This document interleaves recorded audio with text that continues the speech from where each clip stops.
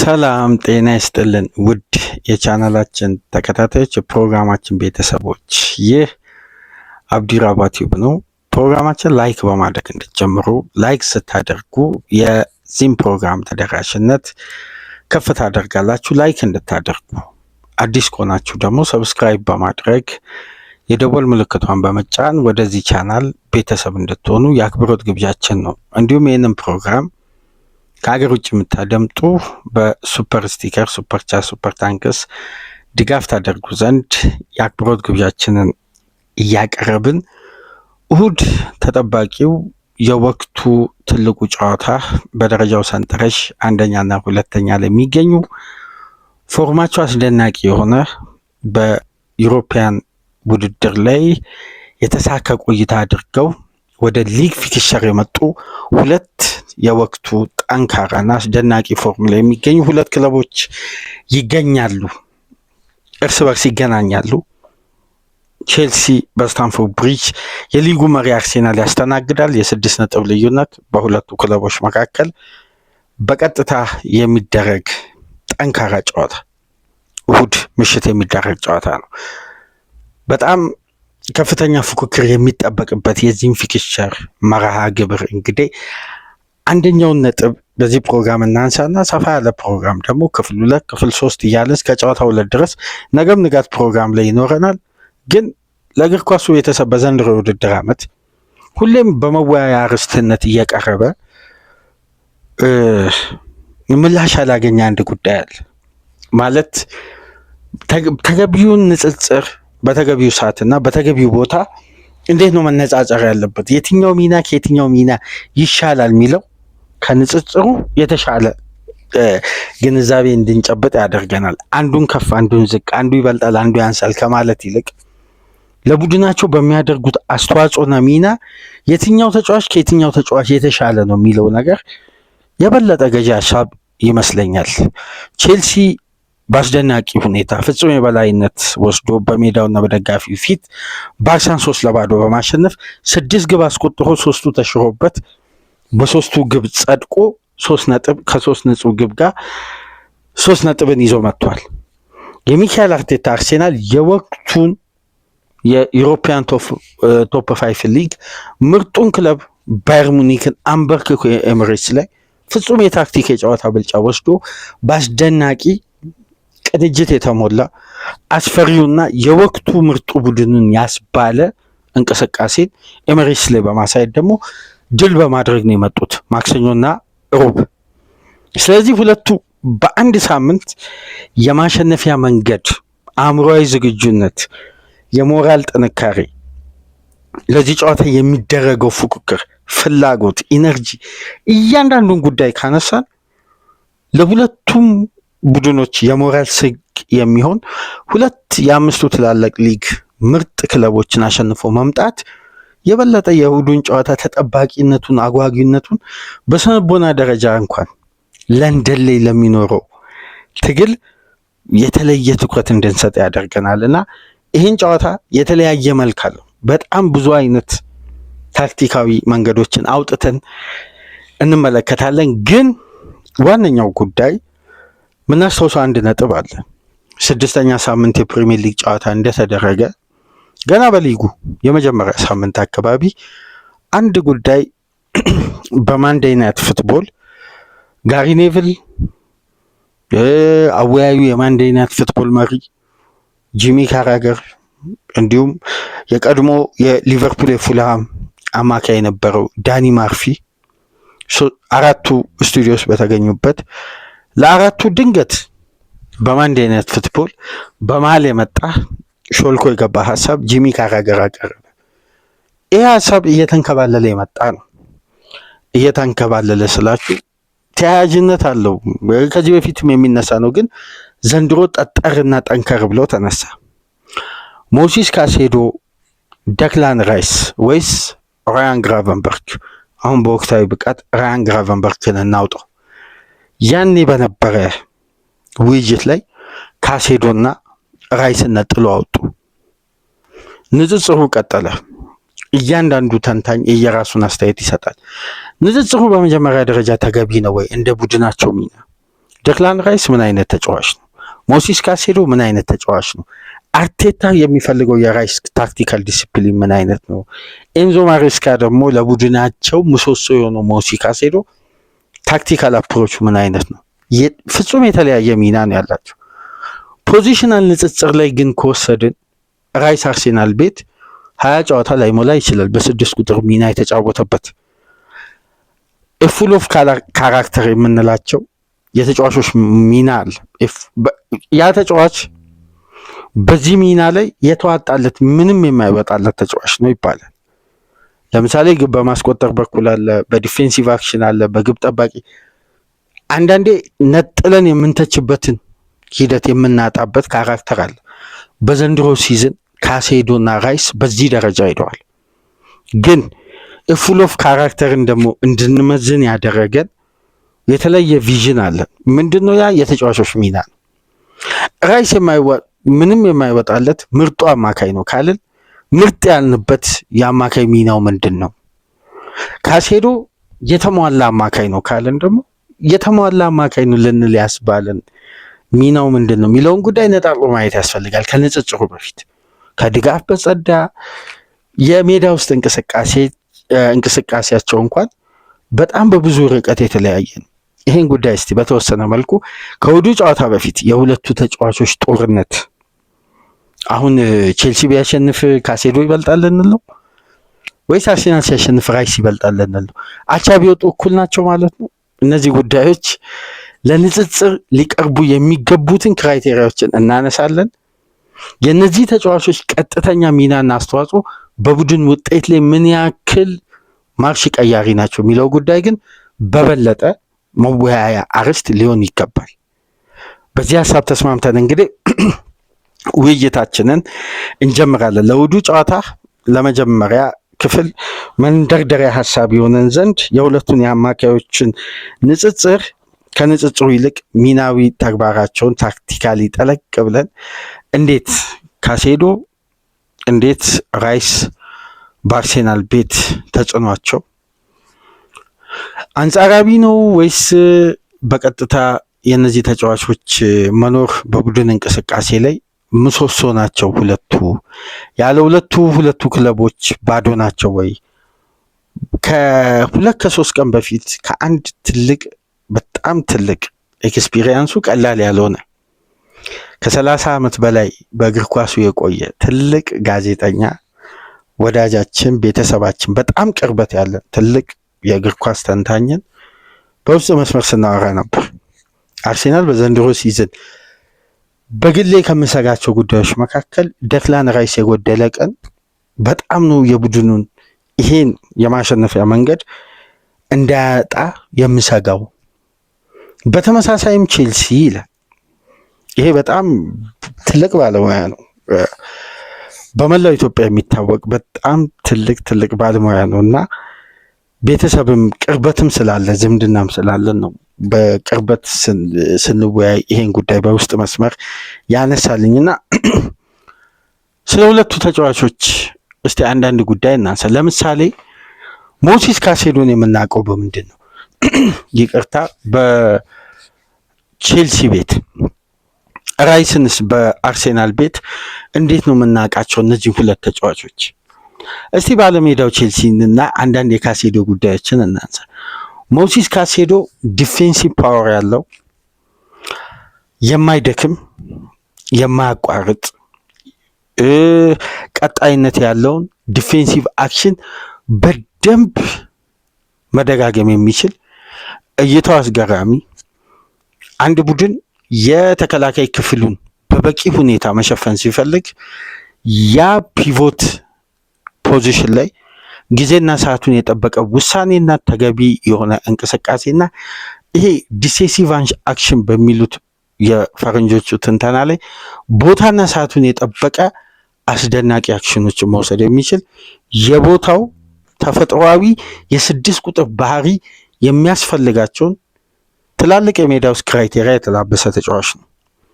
ተከላካይ ክፍሉ ቼልሲ በቅርብ ጊዜ ውስጥ ባለፉት 5-6 ጨዋታ ካያችሁ በርካታ ክሊንሺት እያስጠበቀ ነው። የሮበርት ሳንቼዝ አስደናቂ መሆን አይደለም። የቼልሲ አማካይ ክፍል ለተከላካይ ክፍሉ የሚሰጠው ባላንስና የመከላከል ሽፋን በበለጠ የቡድኑን ጥንካሬ ከፍ አድርጎት ነው። በዚህም ረገድ እንግዲህ ሞሲስ ካሴዶ ከሚታወቅበት የዲፌንሲቭ ፓወር አክሽን ውስጥ መካከል ታክል፣ ኢንተርሰፕሽን እና ግራውንድ ዱዌል በተለየ መለያው ነው። ይሄ ተጫዋች የቼልሲ ቁልፍ ነው። የዲፌንሲቭ አቢሊቲው ደግሞ በተለይ የተጋጣሚ ኦፖዚሽንን ብሬክ አፕ ለማድረግ የሚጠቀሙትን በቀጥታ የዲፌንሲቭ ኮንትሪቢዩሽንን በአግባቡ ጊዜና ሰዓቱን የጠበቀ ውሳኔ በመወሰን ራሱን ለአደጋም የማያጋልጥ ለካርድም የማያጋልጥ ተገቢውን የ6 ቁጥር ባህሪን በሜዳ ውስጥ ማስመስከር የቻለ ነው።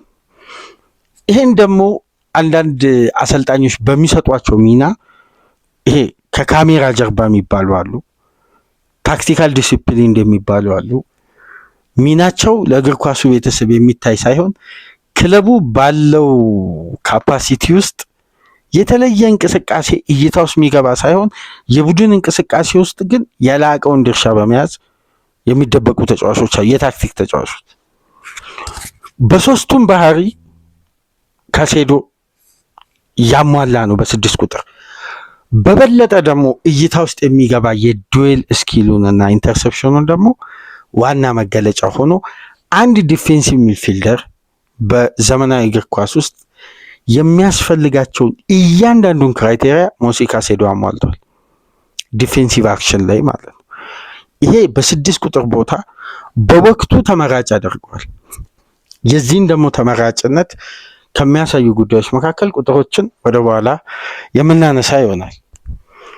ስለ አርሴናሉ አማካይ የቡድኑ ምሰሶ ስለሆነ የማጥቃቱ ልብ የሆነ የፋይናል ሰርድ የአጭር ዓመት የቦታ ትራንዚሽን በስኬት ብቻ ሳይሆን በከፍተኛ ርቀት የተሻሻለው ተጫዋች ዴክላን ራይስን እናንሳ። ራይስ ከካሴዶ ለየት የሚያደርገው 2 ትላልቅ የቡድን እንቅስቃሴ አለ። ራይስ ዲፌንሲቭ ኮንትሪቢዩሽን አለው፣ ኢምፓክት አለው በአርሴናል መከላከል ውስጥ። ኦፌንሲቭ ፌዝ ላይ ግን የአርሴናል የማጥቃት ኢነርጂ ነው። አሁን ስትሮንግ ፕሬዘንስ ፋይናል ሰርድ የሚያደርጉ የተጋጣሚን ይሄ ዲፕ ብሎክን ሎ ብሎክን መስበር የሚቻለው በቴክኒክ ነው። መጀመሪያ ቴክኒካሊ ግን መስበር ሲቻል ለነዛ ቴክኒካል ተጫዋቾች ደግሞ ተጋጣሚ በቂ የሆነ ስፔስ መስጠት የማይፈልግ ከሆነና ለምሳሌ ተጋጣሚ ከራሱ የመጫወቻ ክልል ከ10 ሜትር በላይ መራቅ ካልቻለ፣ እንዲወጣ ማድረግ ካልተቻለ 10 ሜትር ያክል በሜዳ ውስጥ ተጠቅጥቆ ወደ 18 ተጫዋች 19 ተጫዋች እዛ ጋር እየተገኘ ስፔስ ይጠፋል። ለሱሩ ፓስ አይደለም ለሹት ራሱ የማሰቢያ ጊዜ ይጠፋል። ኤሪያዎች ታይት ይሆናል። ያኔ የፔኔትሬሽን የተጋጣሚን ሎ ብሎክ መስበር የሚቻለው በራይስ ኢነርጀቲክ ሩጫና ኦፌንሲቭ ፌዝ ላይ ጌሙን በ3 አይነት መንገድ መገኘት ሲችል ነው። አንደኛ ስትሮንግ ፕሬዘንስ ኢን አታኪንግ ሰርድ የሚባል አንድ የጨዋታ ስታይል አለ። አግሬሲቭ መሆን ብቻ ሳይሆን ፔኔትሬት ያ ተጫዋች ሲያደርግ በቀላሉ ለፋውሎች የማይጋለጥ ወይም በታክል የማይቆም ኢነርጂ የተሞላው ሩጫ ማለት ነው። ሶስተኛው ነገር ደግሞ ቻንሶችን ክሬት ማድረግ። ቻንሶች ክሬት የሚደረጉበት መንገድ ለምሳሌ የቆመ ኳስ ሊሆን ይችላል፣ ክሮሶች ሊሆኑ ይችላሉ። በቀጥታ የተጋጣሚን የአደጋ ክልል ከየትኛው ማዕዘን በቀጥታ በማጥቃት፣ ሶስተኛው ደግሞ በቀጥታ ግብን በማስቆጠር ነው። በእነዚህ 3 ካራክተሮች ደግሞ ራይስ በበለጠ በዘንድሮም በአምናም የአርሴናል ቡድን ውስጥ ካራክተሩም የቡድን አጫወቱም ኢንድ ቱ ኢንድ ጌም ይሄ ቦክስ ቱ ቦክስ የምንለውን የ8 ቁጥር ተጫዋች በቅርብ ዓመት ውስጥ በዘመናዊ እግር ኳስ ውስጥ ይሄ ፍሉዲቲውን ተከትሎ ከክለቡ ሞመንተም ጋር የሚቀጥሉ እንጂ በተናጥል የቡድኑ የማጥቃት ትልቁ አቅሙ ነው የሚጫወቱ ተጫዋቾች በጠፉበት አማካይ ስፍራ ተጫዋቾች የራይስ አይነት በሁለቱም የሜዳ ክፍል ተመሳሳይነት ያለው ግን በንጽጽር ደረጃ ሞር ኦፌንሲቭ ባህሪው ደግሞ ለቡድኑ ከፍተኛ ውጤታማነት የሚያሳይ ተጫዋች ሲሆን ራይስን አንድ ቡድን አማካይ ክፍሉ ላይ ሲያካትት የሚያገኘው ሁለት ጥቅም፣ አንደኛ ዘመናዊ እግር ኳስ የሚፈልገውን ስፔስ የማሸነፍ የተክለ ሰውነት አቅምን በሙሉ ካራክተር የተላበሰ ነው። ምክንያቱም ራይስ ፋይናል ሰርድ ለምሳሌ ፕረስ ሲያደርግ አርሴናል ፖዚሽናል ፕረስ ማድረግ ይችላል፣ ዞናል ፕረስ ማድረግ ይችላል፣ ማንቱማን ፕረስ ማድረግ ይችላል። በእነዚህ በሶስቱ ካራክተሮች የተዋጣለት አማካይ ራይስ ነው። ኦዲጋርድን፣ ኢዜን፣ ሌሎች ተጫዋቾችን በሶስቱም ካራክተር ፕረስ አድርጉ ብትሉ ሶስቱንም አያሟሉ። ምክንያቱም በአካል ብቃት እንደ ራይስ ፈርጣማ አይደሉም። ኢነርጂ፣ ጉልበት፣ ፍጥነት ላይ የተሟሉ አይደሉም። ቴክኒካሊ ስፔሶችን ይዘጋሉ፣ ዞኖችን ፕረስ ማድረግ ይችላሉ። ማንቱማን ፕረስ ላይ ግን ኳስን የማሸነፍ አቅም ፋይናል ሰርድ ላይ እንደ ራይስ ኢፌክቲቭ መሆን አይችሉም። ትልቁ ጉዳይ ማሸነፉ ሳይሆን የሃይ ተርኖቨር ተጫዋች መሆኑ ነው። እዛው ደግሞ ወደ ማጥቃት መቀየር ይችላል። ስለዚህ ኦፌንሲቭ ፌዙ የራይስ ደግሞ በበለጠ ተመራጭ አድርጓል። ስለዚህ ሁለቱን ተጫዋቾች ቦክስ ቱ ቦክስ እና ካራክተሩ ሙሉ ዲፌንሲቭ የሆነን ተጫዋች ንጽጽር ላይ ማቅረብ በብዙ መልኩ የሚያስማማ አይመስለኝም።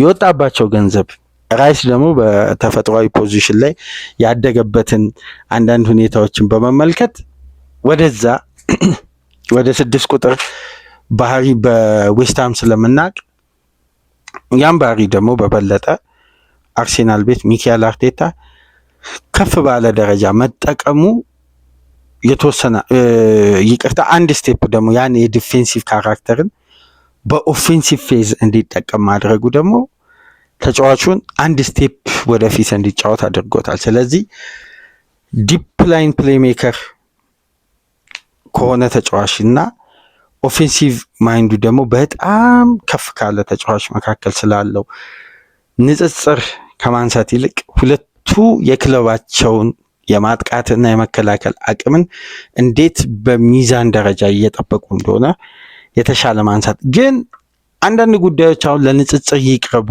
ከተባለ የቡድን ስታይል ወሳኝነት አለው። አርሴናል ጌሙን ኮንትሮል አደረገ ሲባል ፖሴሽናል ነው ወይስ ተጋጣሚን ስፔስ በማሳጣት እነሱ በሚፈልጉት የጨዋታ ስታይል በሚፈልጉት ፌዝ ላይ ተጋጣሚን ብልጫ መውሰድ ነው? ቼልሲ ጨዋታው ላይ ከፍተኛ ብልጫ ወሰደ፣ ማጥቃቱ የበለጠ ፓወር አለው ጥራት አለው ሲባል ከአማካዩ የተሰጠው ኢነርጂ ግፊት የፊት መስመር ተጫዋቾችን በበለጠ በነፃነትና ፍሌክሲብል እንዲሆኑ አድርጓቸው። እነዚህን ጉዳዮች ነጣጥሎ ማየት ያስፈልጋል። አንድ ላይ ለማነጻጸር እንኳን የማይመች ነው። ግን አንድ የሚያስገርም ነገር ልንገራችሁ። ራይስንና ካሴዶን አንድ ቡድን ውስጥ ማሰለፍ አሁን ለምሳሌ አርሴናል ውስጥ ካሴዶን ማምጣት አርቴታ ላይ ከፍተኛ ራስ ምታት መፍጠር ነው። በተቃራኒው ደግሞ ለኤንዞ ማሬስካ ራይስን መውሰድም ከፍተኛ ራስ ምታት መውሰድ ነው። ሁለቱን እንዴት ነው አንድ አሰልጣኝ በደብል ፒቮት ካራክተር ሊጠቀም ይችላል? እሺ ራይስን አንድ ስቴፕ በማስጠጋት ካሴዶን ወደኋላ መለስ በማድረግ የትኛው ተጫዋች ነው የትራንዚሽን ሞመንተም ፓሶችን እንዲያደርግ ሚና የሚሰጠው? በአንድ አመት ታስታውሳላችሁ አንቶኒዮ ኮንቴ ኒማንያ ማቲችን እና ኒንጎሎ ኮንቴን ካሰለፉ በኋላ ውጤታማ ሆኑ። ቀጣይ አመት በዚህ ጥምረት ኪሳራ ውስጥ ገቡ። ሚዛናዊ አልሆንላቸው ሲል ባኬዮኮን አመጡ። አሁንም ሚዛናዊ ሊሆን አልቻለም። ሶስቱን አንድ ላይ አጫውተዋል። በነገራችን ያን ሲስተም መመለስ አልቻሉም። ምክንያቱም ሁለት ተቀራራቢ ባህሪ ያላቸው ማለት ሜዳ ውስጥ የሚፈልጉትን የፖዚሽን ነፃነት ማግኘት የሚፈልጉ ተጫዋቾች አጠገባቸው ላይ የግድ ጌሙን ኮንትሮል የሚያደርግ አማካይ ይፈልጋሉ። ራይስ አጠገብ ማን አለ? ዙቢመንዲ አለ።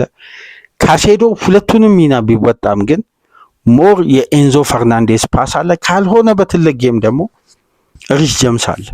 አያችሁ፣ የአንዱን ባህሪ በኳስ ደረጃ የሚጋራ ጫናውን ሃንድል ማድረግ የሚችል ደግሞ ተጨማሪ በተለይ ጌሙ ይሄ ፓሲቭ ፓሰር የሆኑ ይሄ እግር ኳስ ውስጥ ከእግራቸው ይልቅ አእምሯቸው የመጨረሻ የሚፈጥን ተጫዋቾች የነ ዙቢሜንዲ አይነት ተጫዋች የማይታሰብ ኤሪያዎችን ካልተጠበቀ አንግል ክሬት ማድረግ የሚችሉ ተጫዋቾች ማለት ነው።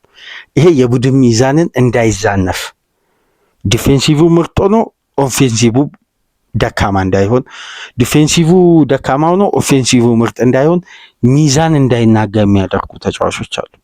ስለዚህ ሁለቱም ተጫዋቾች በካራክተር ደረጃ አብረው የመጫወት ከሆነ ያ ቡድን አንደኛውን የሜዳ እንቅስቃሴ የመበለት ቻንሱ ከፍተኛ ነው ማለት ኮንትሮል ለማድረግ ጌሙን ይቸገራል። ምክንያቱም ሁለቱም ተጫዋቾች ሞር ኳስን ፖሰስ ለማድረግ ረጅም ደቂቃ ተፈጥሯዊ ስኪላቸው ብቁ አይደለም። አንዱ በአንዱ ላይ የተለየ ቪዥን ላይ የተለየ ሚና ላይ ጥገኛ የሆኑ ናቸው። ይህን ሀሳብ ምናልባት የእግር ኳሱ ቤተሰብ ይጋራሉ ብዬ አስባለሁ። በብዛት በግሌ ሁለቱን ተጫዋቾች የትኛውም ወይም ሁለቱ አብረው የሚጫወቱ ከሆነ ሁለቱ ፉልባኮች የዳኒ አልቬስ እና የማርሴሎ አይነት ስኪል ሊኖራቸው ይገባል፣ ኳስ የማይበላሽባቸው። ሁለቱ ሴንተር ባኮች ልክ የጋርዲዮላ ሴንተር ባክ በደንብ ጌምን ኮንትሮል ማድረግ የሚችሉ ወይም ከኳስ ጋር ያላቸው ቴክኒክ አቅም ከፍ ያለ የ10 ቁጥር ተጫዋቹ የግድ የነ ዳቪ ሲልቫ አይነት ተጫዋች የነ ኢስኮ አይነት የነ ኦዚል አይነት ቴክኒክ ሊኖረው ይገባል። በርካታ ክራይቴሪያ ልናወጣ እንችላለን፣ ግን ሚዛናዊ ለማድረግ በጣም የሚቸግር ነው በጋራ ለማጣመር። ምክንያቱም ሁለቱ በአንድነት መጫወት አይችሉም፣ በባህሪም የተለያዩ ናቸው፣ ሚናቸውም የተለያየ። ይህን ሀሳብ እስቲ እንዴት ትጋራላችሁ? ሀሳብ አስተያየታችሁን አስቀምጡና እስቲ ወደ ውይይታችን እንመለስ። ሁለቱ ተጫዋቾች በዘንድሮ የውድድር ዓመት ስላደረጉት ቀጥተኛ ተሳትፎ እስቲ በአንዳንድ ጉዳዮች ላይ እንመልከት። በ90 ደቂቃ በአማካይ እነዚህ ተጫዋቾች ለምሳሌ ምን አይነት አስተዋጽኦ ሲያደርጉ ቆይተዋል ለቡድናቸው የሚለውን ነገር እንመልከት። ክፍት ከሆነ እንቅስቃሴ በቀጥታ ፓስ የሚያደርጉት አሁን ለምሳሌ ሞሲ ካሴዶ 53.3 ነው።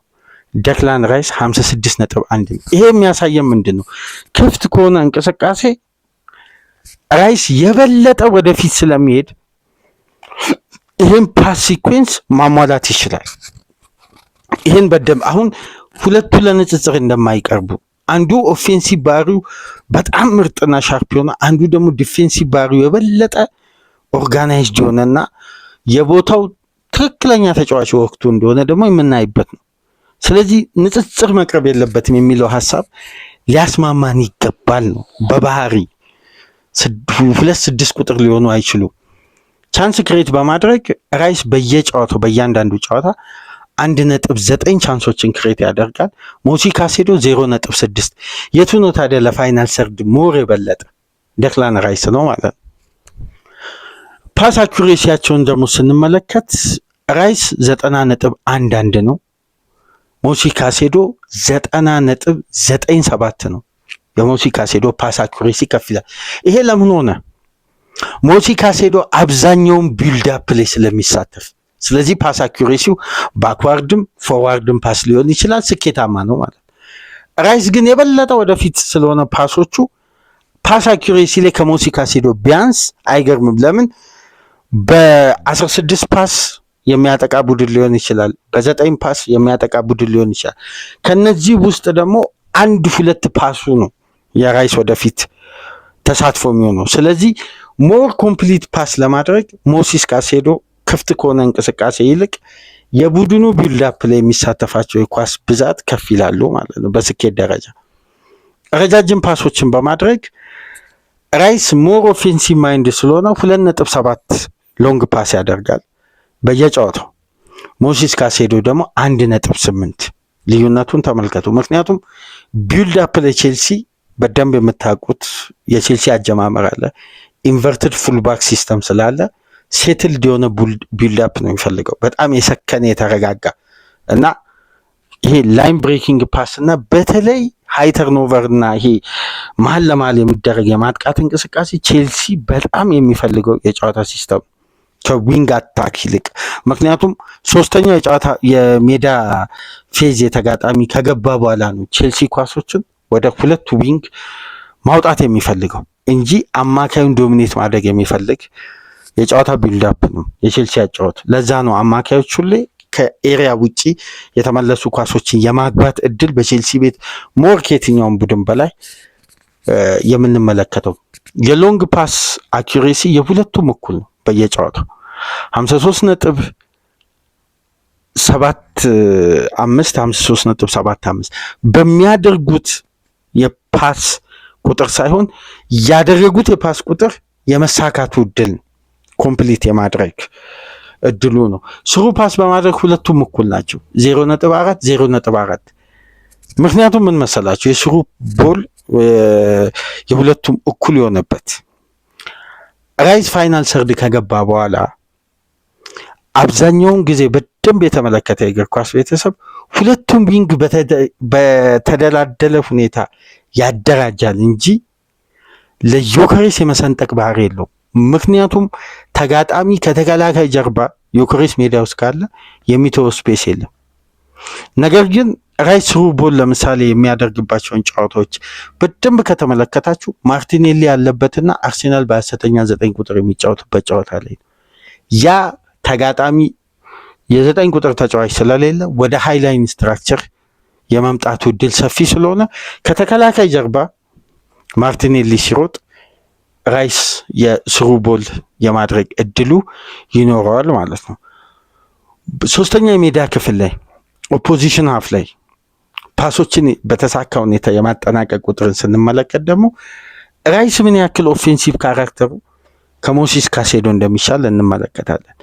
28.9 ካሴዶ ያደርጋል፣ ራይስ 33.9። ስለዚህ የራይስ ሚና አንድ ስቴፕ ወደ ፋይናል ሰርድ የቀረበ ነው።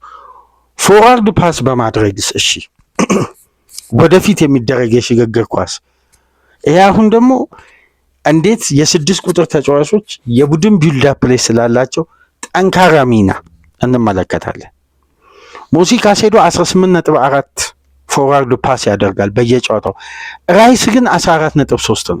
ስለዚህ በፖዚሽኑ ላይ ተገኝቶ የትኛው ተጫዋች ነው ሞር ከ6 ቁጥር ቦታ ወደፊት የሚሄዱ የሽግግር ኳሶችን ፓስ የማድረግ ውሳኔ ወይም አቅም ያለው? ሞሲስ ካሴዶ። ምክንያቱም በቦታው ላይ አንዱ ካራክተር ይሄ ስለሆነ። ስለዚህ ሁለቱ ተጫዋቾች እንዴት ይነጻጸራሉ? ኦፌንሲቭ እና ዲፌንሲቭ ማይንዳቸው የተለያየ። እስካሁን ድረስ ባለው እንግዲህ እስካሁን ድረስ በተመለከትነው ከሆነ ሁለቱም ከ600 በላይ ፓስ አድርጓል። ራይስ በሊጉ ከአማካዮች ሁሉ ለየት የሚያደርገው 20 ቻንሶችን ክሬት አድርጓል።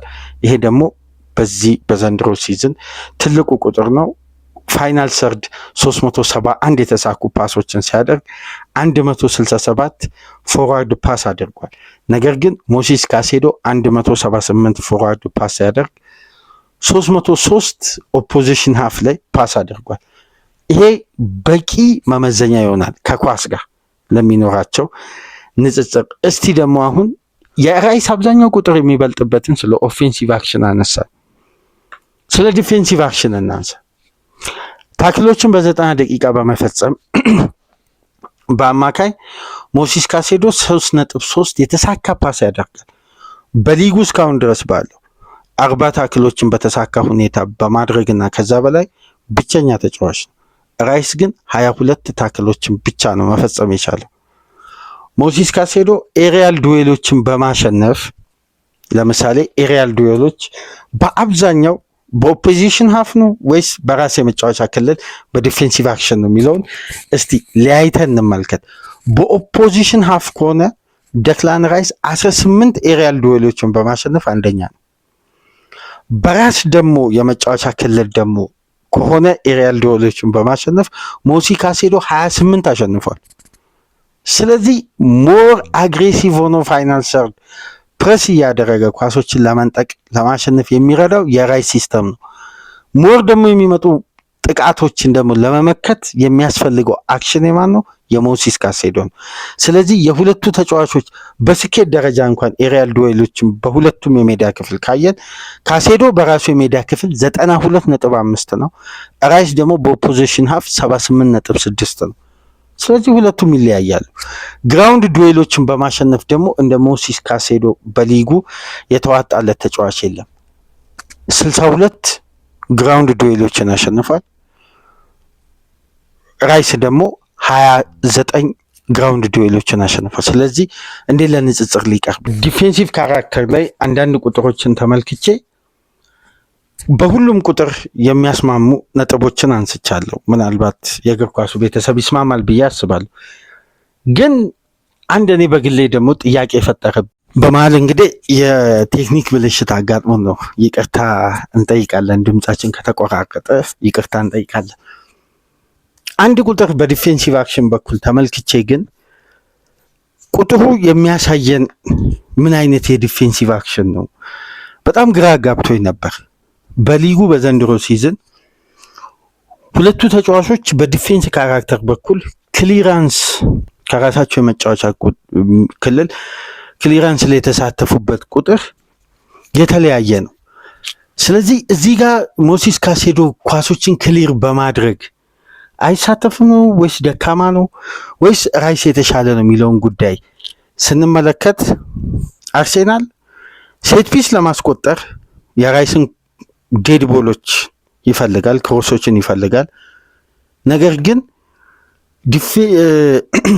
ሴት ፒስን ለመከላከል ደግሞ በበለጠ አግሬሲቭ የሆኑ በጥሩ መዝለል የሚችሉ ክሊር የሚያደርጉ በተክለ ሰውነት ደግሞ ፈርጥም ያሉ ተጫዋቾችንም ይፈልጋል።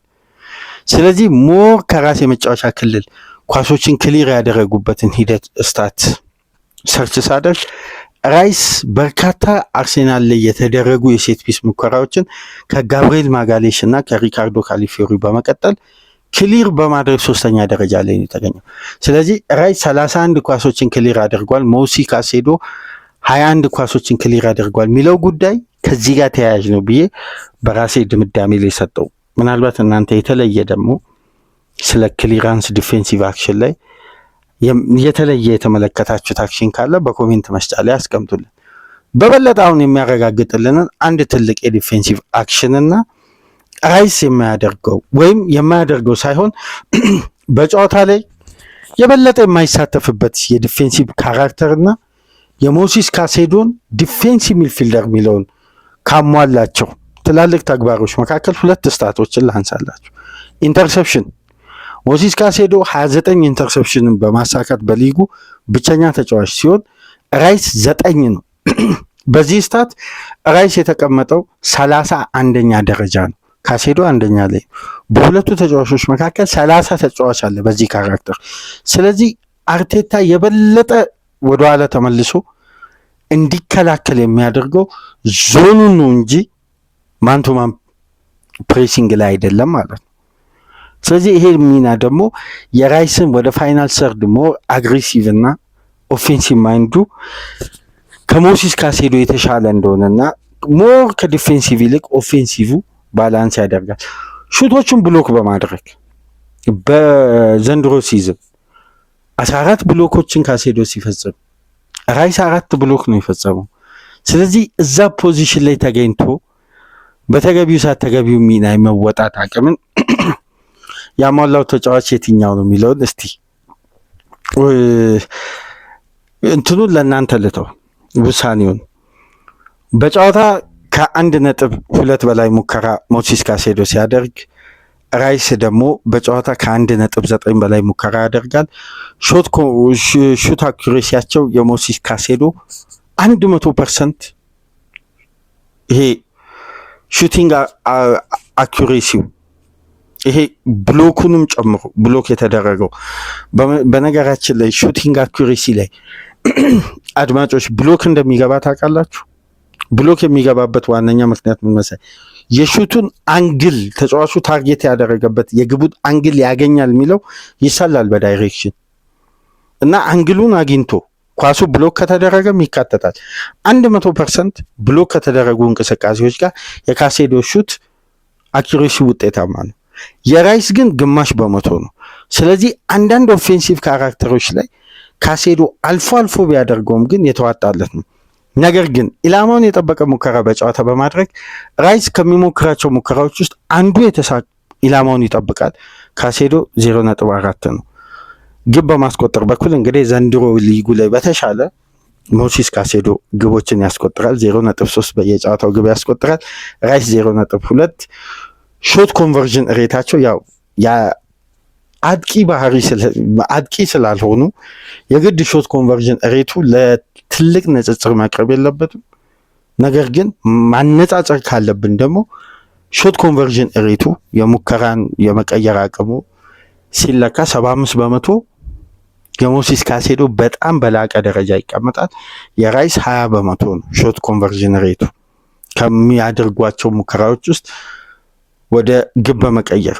አሁን ይሄ ቴኮን ኦቨርተርን በሚባለው ሁለቱም አንዳንድ ነው። ቴኮኖችን ደግሞ ኮምፕሊት በማድረግ የአንድ ለአንድ ግንኙነቶችን ራይስ 7 ጊዜ አንደኛ ነው፣ ካይሴዶ 5 ጊዜ። በእያንዳንዱ ጉዳይ ፋውሎችን በማሸነፍ አሁን ትልቁ ቁጥር እዚህ ጋር ነው። ፋውሎችን በማሸነፍ ራይስ 0 ነው፣ ሞሲስ ካይሴዶ 17 ነው። ስለዚህ ይህን ጉዳይ ለዲፌንስ ካራክተር ካየን ተገቢ ነው ማለት ነው። አሁን ታይምስ ታክል በሚባለው ደግሞ የሚያዘው ስታት ደግሞ የተለየ አለ። ራይስ 11 ጊዜ ካይሴዶ 16 ጊዜ። ነገር ግን ኳሶችን በመንካት በኩልስ እነዚህ ተጫዋቾች በቀጥታ እስካሁን ካይሴዶም ራይስም ወደ 900 የሚሆኑ ኳሶችን ነክተዋል። በአማካይ እስካሁን ካደረጉበት በየጨዋታው መጠን ደግሞ ካየን ከ80 በላይ ፓሶችን ያደርጋሉ በየጨዋታው። እነዚህን ሁሉ ጉዳዮች ከተመለከትን በኋላ ታዲያ የትኛው አማካይ ሞር ለክለቡ የተዋጣለት ሚና እያበረከተ ነው ለሚለው በቂ ምላሽ ያገኛችሁ ይመስለኛል።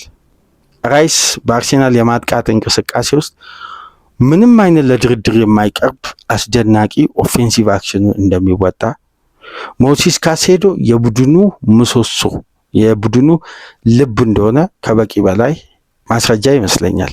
እንደ ሜዳ ውስጥ እንቅስቃሴ ከወሰድን ሁለቱም ተጫዋቾች ግን አንድ የሚያመሳስላቸው ባህሪ አለ። ኢንቨርትድ ጌም ፕላንን ማካሄድ ይችላሉ ሜዳ ውስጥ። ራይስን ከፈለጋችሁ ፉልባክ ማድረግም፣ ግራ ፉልባክም፣ ሴንተር ባክም ታክቲካል ፍሉዲቲ መስጠት ይቻላል። በቀጥታ ደግሞ ዳይሬክት ፉልባክ ሆኖ ደግሞ ሞሲስ ካይሴዶ መሰለፍ ይችላል። ራይስ አጋዥ ፉልባክ ሆኖ አጋዥ ሴንተር ባክ ሆኖ አሁን ለምሳሌ አንድ ኳስ በሊጉ አስደናቂ ዲፌንሲቭ አክሽን ተብሎ በፕሪሚየር ሊጉ በቅርቡ ቪዲዮ ላይ የተመለከትኩት የኒውካስሉን የጃኮብ ማርፊን ኳስ ከ78 ሜትር ክፍተት በኋላ ከኋላ ደርሶ ያወጣትን የዲፌንሲቭ አክሽን መሰለኝ። በጣም የተደነቀ የዲፌንስ ካራክተር ከሌላ ፖዚሽን ተጫዋች። ራይስ ይሄ ነው በቃ ማለት የጎደለው ቦታ ላይ ታክቲካሊ መሙላት ይችላል። ካይሴዶ ደግሞ በቀጥታ ያንን ቦታ ደግሞ በተፈጥሯዊ ፖዚሽን ተሰልፎ እንዲጫወት ሚና ከሰጠው ይወጣል። ግራ ፉልባክ፣ ቀኝ ፉልባክ ዲዘርቢ ተጫውቷል። ቼልሲ ቤት ቀኝ ፉልባክ ተጫውቷል። ቼልሲ ከሊቨርፑል ጋር የመጨረሻ ደቂቃውን በባክስሪ ሲጫወት አንደኛው ባክስሪ ተጫዋች ሆኖ የጨረሰው ሞሲስ ካይሴዶ ነው። ስለዚህ ሴንተር ባክም ሆኗል ማለት ነው። በካራክተር ፖዚሽናል ቼንጅ ካይሴዶ ፖዚሽን ቼንጅ አድርጎ ጨዋታን ከፉልባክ መጀመርም ከግራም ከቀኝም ይችላል። ራይስ ታክቲካሊ በሜዳ ውስጥ የጎደለውን ቦታ ደግሞ አግሬሲቭ በመሆን ኢነርጀቲክ በመሆን ያን ቦታ በአብዛኛው ይሄ ኬፓብል ኦፍ ኢምፓክት በማድረግ በዲፌንሲቭም በኦፌንሲቭም ፌዝ ላይ ማወጣት ይችላል ማለት ነው። ስለዚህ ሁለቱ ተጫዋቾች ያላቸው ሚና ፍጹም የሚያስደንቅ ነው። እንደ ቡድኑ የጨዋታ ስታይል የተለያየ ነው። አርቴታ በብዙ ሚዛናዊ አጫዋቶች ላይ ሞሲስ ካይሴዶን ደክላን ራይስ ይጠቀማል። ኤንዞ ማሬስካ ደግሞ የማይደራደሩበት የማይነካው የቡድኑ ልብ የሆነው ደግሞ ሞሲስ ካይሴዶ ነው።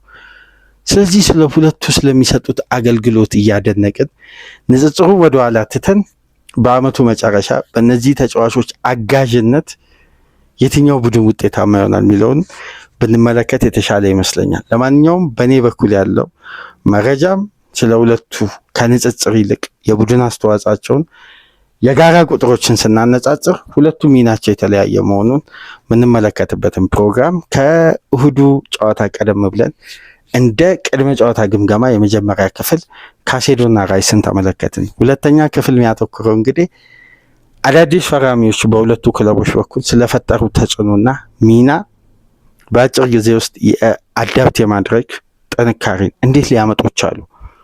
ለንደን ለተጫዋቾች ለመኖሪያነት ምቹ ስለሆነች ነው ወይስ ሁለቱ ወጣት አሰልጣኞች የሰጡት ነፃነት ነው? እስቲ ይህን ጉዳይ ደግሞ በተለየ ሁኔታ የምንመለከትበትን ፕሮግራም ቅዳሜ ንጋት ይዘንላችሁ እንመጣለን። እስከዛው ድረስ ይህንን ላይክ እያደረጋችሁ አዲስ ከሆናችሁ ሰብስክራይብ በማድረግ ይህንን ፕሮግራም ዛሬ የከፈታችሁ ዛሬ የምታደምጡ የደወል ምልክቷን እየተጫናችሁ ሰብስክራይብ አድርጉ። ከሀገር ውጭ የምታደምጡ ደግሞ ፕሮግራሙ ተመችቶታል፣ ይሄ ቻናል ድጋፍ ያስፈልገዋል ካላችሁ ደግሞ በሱፐር ስቲከር፣ በሱፐር ቻት፣ በሱፐር ታንክስ ድጋፍ አድርጉ። ከዚህ ፕሮግራም ቀደም ብሎ የአርነ ስሎት ከፍተኛ ጫና ውስጥ የገቡበትና ሐሙስ ንጋት የተደረገው የሊቨርፑል ኃላፊዎችን ጉባኤ ስብሰባን በተመለከተ ሰፋ ላለ ደቂቃ ቆይታ አደረግን። ቼልሲ ከአርሴናል የመጀመሪያ ክፍል ቅድመ ጨዋታ በዚህ መልኩ ተወያየን። ቅዳሜ ንጋት እስከምንገናኝ ድረስ መልካም አርብ እንዲሆን እየተመኘን ከወዲሁ ተሰናበትኩ። ሰላም ቆዩ።